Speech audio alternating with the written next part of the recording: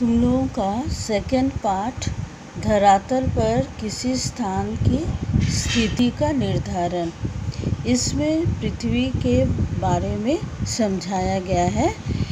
यहाँ पर पृथ्वी के ऊपर वाले भाग को उत्तरी ध्रुव कहते हैं, नीचे वाले भाग को दक्षिणी ध्रुव कहते हैं।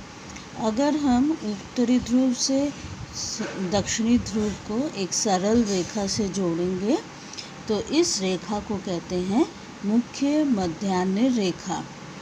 यहाँ ये जो है एक देशांतर रेखा है।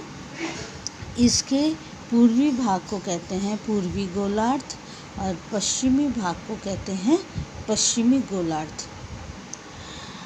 अब पृथ्वी के बीचों बीच अगर हम एक और पूर्व से पश्चिम में एक सरल रेखा से जोड़ेंगे तो इस रेखा को कहते हैं भूमध्य रेखा या विषुवत रेखा।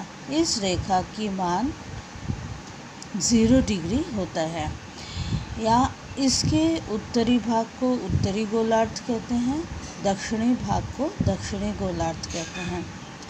और इससे हम लोग जैसे जैसे उत्तरी ध्रुव की ओर पूर्व से पश्चिम रेखा खींचते हुए जाते हैं तो ये 90 डिग्री तक जाता है।